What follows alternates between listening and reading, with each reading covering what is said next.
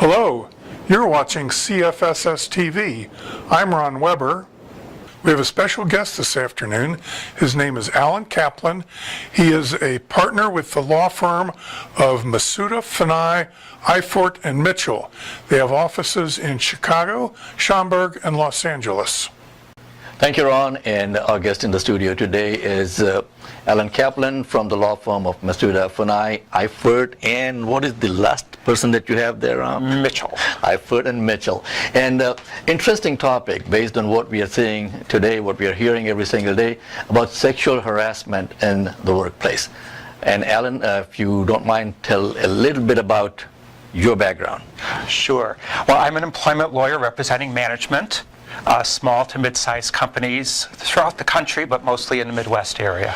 Okay. And let's talk about some of the potential threats that employers would be facing as far as sexual harassment is concerned. So what would you advise for assessment of potential harassment, both from the employer side and an employee side? What do they need to be aware of? Sure. Well, the assessment is the very first step of what I call the tool set, and we have come up at our firm with the Masuda Fanai anti-harassment tool set. So the first step is to do an assessment of risk. We are all risk managers when we are involved with companies, whether you're the president, the human resource manager, the attorney.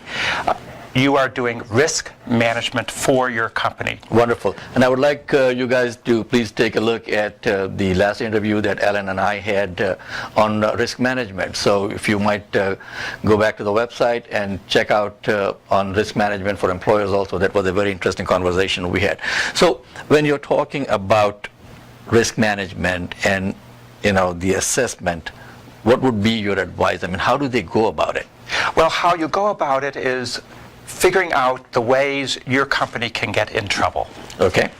And there's really two ways companies get in trouble. One legally and one employee relations. Okay. From a legal point of view, we have to look at what is unlawful harassment. Okay. And unlawful harassment is based upon the protected classifications that every employee finds themselves in. Okay. So protected classifications are set forth by law, by federal, state, and local law.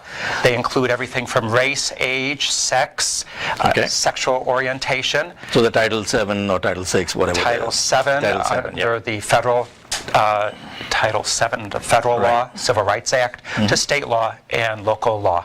So you're going to first do, as part of your assessment, a analysis of who within your organization fall within those protected classifications. Okay. That will help you determine what the risks are. Okay. If you have employees of a certain nationality, you may have a risk then of harassment towards that nationality or towards that ancestry. So the first step, again, audit what the possible violations could be. Okay. Second, look at your workforce and the history of your workforce problems. What complaints have been made by employees? Complaints internally, complaints in court, complaints at agencies. So you can get a background of what has been going on within your company's history. Third, then look at your supervisory level of employees. Are your supervisors trained? Are they people who are looked at for guidance and leadership? Or are they people who cause problems within the organization? So you need to analyze really who are the people within your organization and how risky are they to create problems within your organization. This creates an assessment of your organization, of your risk. And you start your program, your tool set, with that assessment, and then move on to the next steps within the tool set. Okay, so what would you recommend that it should be, like a once in a year training, once in a lifetime training? Should this be ongoing, and who should be doing the training? Well, there's two issues regarding training. One is what should be done in terms of risk management and employee relations, and the second deals with statutory requirements. Okay. So, for example, there's one state in particular, California, that requires, as part of state law, that training take place. Wow. And Illinois, for example, does not have a state law that requires training of private sector employees and supervisors. But from the legal perspective, to protect companies, manage the risk, training should take place for risk management and also for employee relations and to create a healthy work environment. So we do recommend training once a year of all employees and supervisors in anti-harassment law and protections, and what will happen within an organization, a company, when there's a harassment complaint and a problem. Wonderful. So folks, if you would like to talk to someone and get some kind of that training done at your place, do contact us at CFSS over here, and we can connect you with Alan or any other resources that we have that can help guide you on how to do that kind of training for in your setup over there. How critical is it now, Alan? Let's talk about the employee point of view. Where do employees go to research a company's background? Oh, that's a very interesting question. And as you know, one of the biggest issues now is Glassdoor. Right. Glassdoor is a website, and anyone can go on Glassdoor and put in information about companies that they've worked at, that they've heard about. So Glassdoor is a very beginning part of it. Word of mouth, of course, is very important. Googling is important. How about Yelp? Yelp? Yeah. I have not looked at Yelp, but I am assuming that Yelp is available for complaints and information about companies, just as Glassdoor and other places on the web. One guest today in the studio is Alan Kaplan. Alan is an employment law attorney with Csuite, Faheem, Eifert, and Mitchell. And I didn't screw it up this time. I made it. Okay. And we are going to be talking now about the commitment of the Csuite to sexual harassment and making sure that they are aware of it and they take the corrective action as quickly as possible. So, Alan, talk to me about it. Well, as you know, the C-suite are those individuals in a company that are of the highest level. And we're talking the president, the chairman of the board of directors of the company, because the values of every company is set from the top and goes down. And it's very important to have a very strong, committed statement of anti-harassment, of a good working relationships, good working environment for all employees from the very top all the way down. We need the presidents, the chairman of the board directors to be actively involved in setting policy, making sure policies are implemented throughout the organization, that employees are trained, and importantly, that these C-suite members even attend the training programs. I think that is very critical. Now, in a recent article that you had written in your newsletter, you're talking about a statement of values that has to come down from the board of directors. Expand a little bit upon that. Yes, I think that's very important. Every company has values. Whether you know it or not, there are values within an organization. They may not be values that you even know exist, or that you recognize, or they may be values that you don't think that are there, but are there. It's important for management to set forth those values in writing and communicate them throughout the organization. This is one of the goals of an employee handbook, for example, at the very beginning of the handbook. It's a very important part of what many companies have, corporate social responsibility. And there are corporate social responsibility policies and statements set forth by companies, and then these values are stated clearly, consistently, and repeatedly by I was looking at a recent study that went on to show that typically about maybe 35 to 40% of companies actually have an employee handbook that has been updated recently. How critical is that? I just want to throw that in. How critical is it for these guys to make sure that their employee handbooks are up to date? And guys, if you need some help getting help with your employee handbook, and if you have a handbook, don't have a handbook, do contact us at cfss.us, and you can just send it to info@cfss.us. I've got the the email address at the bottom over here. and we can connect you with the right resources. So Alan, talk to me about it. Well, let's talk about anti-harassment policies which need to be updated. Throughout the past years, the courts have ruled, and the EEOC has ruled, regarding the proper statements in an anti-harassment policy. Okay.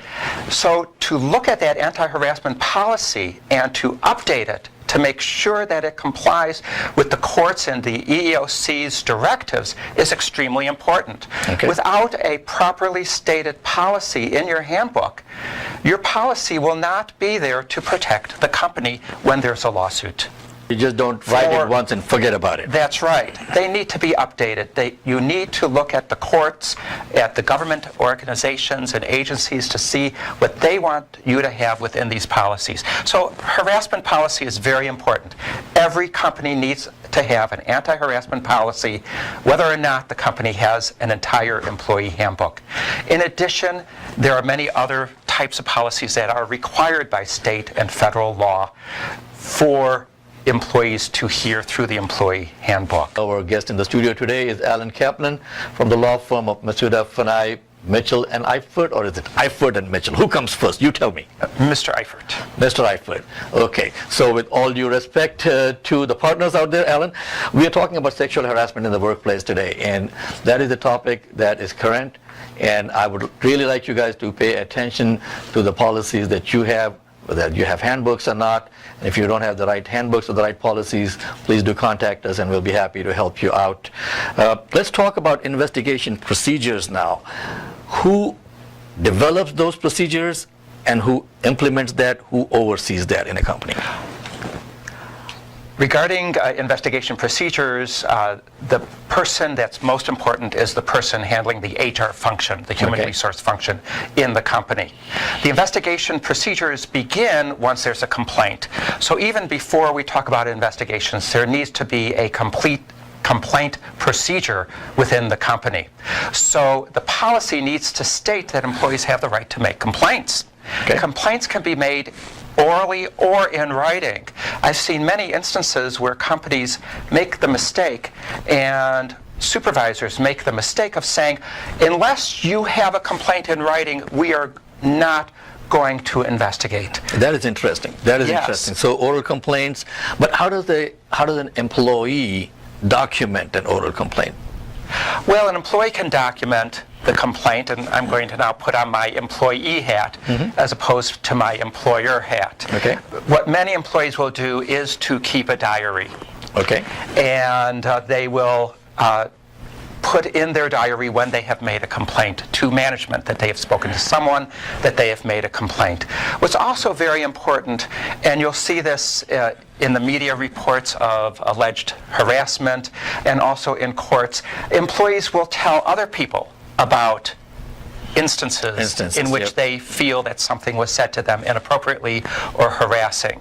So there's different ways for employees to document, to provide proof that they've made the complaint, that they believe that the harassment occurred. Okay, what I'm hearing in the media nowadays is that, okay, 30 years back, so-and-so did this. Is there a statute of limitation on something like this on a complaint basis, or a lawsuit being filed?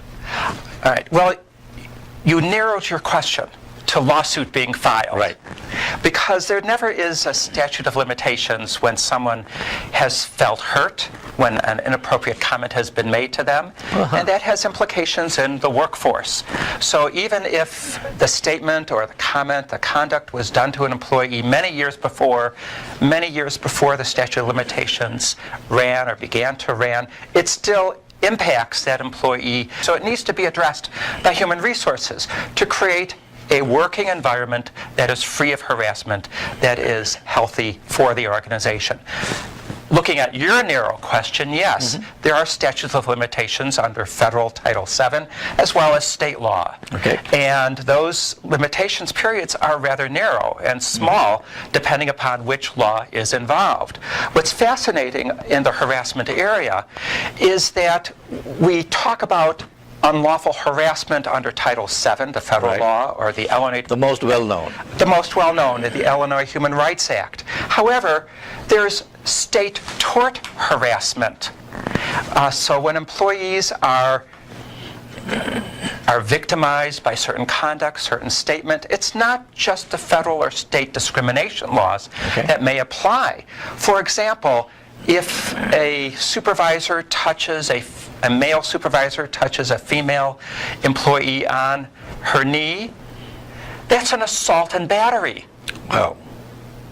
Now, assault and battery is a state tort. It's also a state criminal violation. Okay. So what we are seeing is that lawsuits are now filed not just under the federal Title VII state discrimination laws, but under state tort. And there's a big difference in terms of proof, in terms of damages that may occur, so that an individual supervisor who may not be sued under federal law may be sued under state tort for assault and battery. A very serious matter. That is a very interesting point you're making, you're bringing out over here. So it's not just the employer who could be liable, it could be the individual employee who could be held liable under the state laws of battery and other things. That's right. In fact, Bill Clinton, of course, had his very famous harassment lawsuit. That lawsuit was under the state tort of harassment as opposed to the federal discrimination or the state of Arkansas discrimination lawsuits. Very interesting. Alan, thank you so much for your advice and guidance. Let me switch tracks a little bit over here.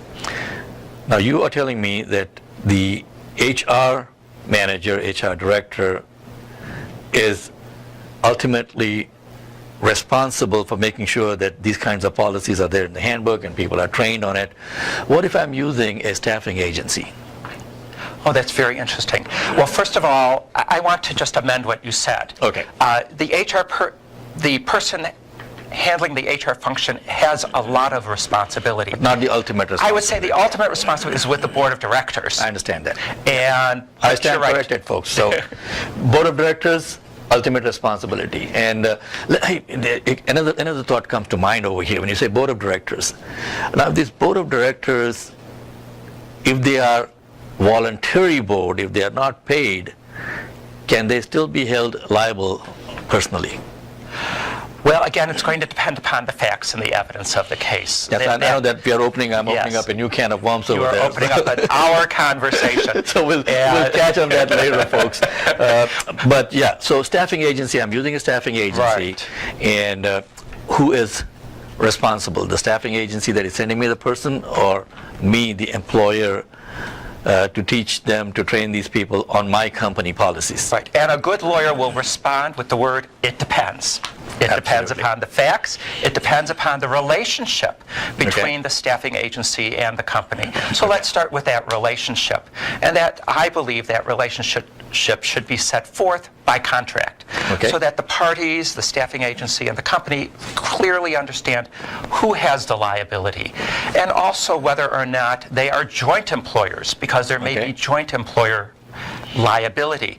That employee who is sent to the company by the staffing agency may be the employee of the staffing agency, may also be the employee of the company at which they are working. These decisions will turn on a number of facts as to the joint employer agency, and the liabilities can be controlled by contract. So it's upsetting to me, it's concerning to me that many companies, many staffing agencies do not have contracts and do not enter into contracts other than a handshake or other than a sheet of paper listing the name of the employee being assigned. I believe this should be set forth in contract to really explain the relationship between the parties. But you're right, there may be joint liability. The liability may fall more on the company than the staffing agency, because it's the company supervisor who's making the comment and making the statement. Okay, wonderful. Thank you so much, Alan. We are discussing today sexual harassment in the workplace. What do you need to be aware of? Who is going to be ultimately responsible in the company? What kind of policies need to be implemented, and what kind of training that needs to be done? And our guest in the studio today is Alan Kaplan from the law firm of Csuite F&I, Eifert and Mitchell. I got it right this time. So that they don't get upset about, oh, he didn't take my name first. We're talking about sexual harassment in the workplace, folks. A very important topic. what do you need to know, both as an employee and as an employer, as to what your liabilities are, what your risks are, what your rights are as an employee when you are being harassed, or when you think that you are being harassed. So let's talk a little bit about training now. What would you think that what should be included in training? All right, what should be included within the training is a statement of the policy, Okay. a statement of the commitment by management, which is also similar to the statement of the policy. The statement of the policy includes a number of factors. First, Okay. that discipline will occur if harassment is found to have occurred. Second, the definition of harassment. And there's a definition of harassment set forth by the courts. Okay. That definition is really in two parts. One, quid pro quo. Sleep with me and you get a raise. Don't sleep with me, you'll be fired. That's Okay. quid pro quo, one thing for the other. Or the hostile work environment. The training should also include the types and examples of harassing conduct and statements. For example, verbal statements, nonverbal statements, pictures, sending information by the internet or by the iPhone. Those are types of harassment that are unlawful. Okay. Also, the training should include the complaint procedure, what will happen during the investigation, the decision-making process that management will go through. We also believe that training should be done for both supervisors and employees. Right. I provide different types of training for supervisors and employees. This is because supervisors have a special responsibility to companies to protect companies. Supervisors need to monitor employees and monitor the workforce to make sure that harassing conduct is not taking place. Supervisors need to report what's going on to management and to the human resource professional. Supervisors need to be involved in investigations and in decision making, and most importantly in implementing the solutions to make sure that harassment does not occur or does not occur again by the person who has harassed other people. So supervisors need to be clearly trained separately than employees. And the training should be ongoing, as you have mentioned previously. Let's switch gears a little bit and finish off on, as an employee, I feel that I have been harassed. Okay. Now, it could be a male, it could be a female. I mean, I was reading recently about this female congresswoman who is now being accused that, by a male employee, that he was harassed by her. What do I do if my employer has not listened? Do I complain to the Department of Labor, Department of Human Rights, EEOC? Where do I go with my complaint? All right, well, you have options. Okay. So you could go to the federal agency, which is the Equal Employment Opportunity Commission, which implements the Title VII of the Civil Rights Act. You could go to the Illinois Human Rights Act and the agency that deals with the Human Rights Act, which is the Illinois Department of Human Rights. Okay. If you are within the county of Cook, there is the Cook County Ordinance of Human Rights. So Okay. there is a Cook County Commission on Human Relations. Okay. Within the city of Chicago, there is a City of Chicago Ordinance, which created the City of Chicago Commission on Human Relations.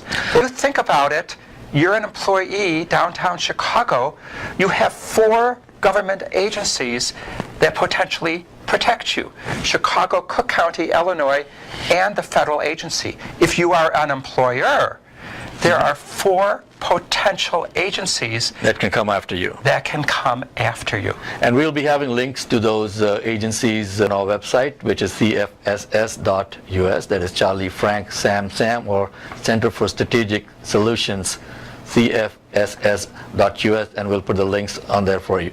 So, Alan, thank you so much for your time and expertise as usual. It's been a pleasure. It's been a pleasure as always. Thank you very much.